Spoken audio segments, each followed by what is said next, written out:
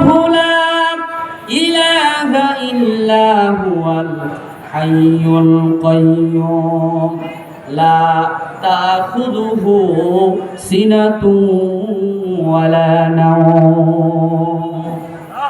প্রিয় ভাইরা আমার, সূরা বাকারা 255 নম্বর আয়াত, আল্লাহ রাব্বুল আলামিন বলেন, আল্লাহ তাআলা তিনি ছাড়া দ্বিতীয় কোনো ইলাহ নাই, তিনি চিরঞ্জীব, তিনি অনাদি।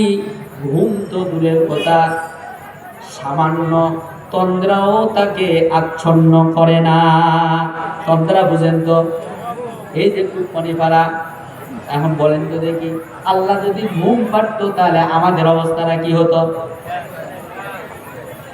অ্যাজ এক্সাম্পল দিয়ে আপনাকে, ছেলে মেয়ে স্ত্রী পরিবার পরিজন নিয়ে আপনি ঢাকার দিকে যান, গাড়িতে উঠেছেন, গাড়িতে ওঠার পর গাড়িতে গিয়ে আপনার সিরাজগঞ্জে গিয়ে একবারে উলটবাজি খাইয়া খাদের মধ্যে পড়ে গেছে। খাদের মধ্যে পড়ে যাওয়ার পর দুনিয়ার জিন্দেগিতে মানুষকে ডাকলে পাওয়া যায়, নাও পাওয়া যায়। অনেক সময় নেটওয়ার্কও বন্ধ থাকে, অনেক সময় মোবাইল নাম্বারটাও চার্জ না থাকলেও বন্ধ থাকে কিনা। এই যে বিপদে পড়ে গেছে, গভীর রজনীতে 3টার সময় আপনি আল্লাহকে ডাকলেন, কিন্তু আল্লাহ ঘুমায় গেছে, অথবা তিনি তার কুরসিতে তন্দ্রা নিচ্ছেন। যদি এই অবস্থা হতো, আর আপনি যে বিপদে পড়ে গেছেন, বিপদের সময় বাপের কথা মনে নাই, মায়ের কথা মনে নাই, ছেলের কথা মনে নাই, স্ত্রীর কথা মনে নাই, দুনিয়ার কারো কথা মনে নাই, বলেন তো দেখি জুবান দিয়া কার কথা বের হয়? বলে কিনা যে আল্লাহ আমারে বাঁচাও।